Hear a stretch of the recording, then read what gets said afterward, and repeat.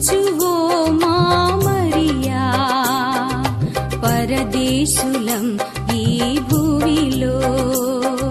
ప్రార్థించువో మా మరియా, పరదేశులం ఈ భూమిలో.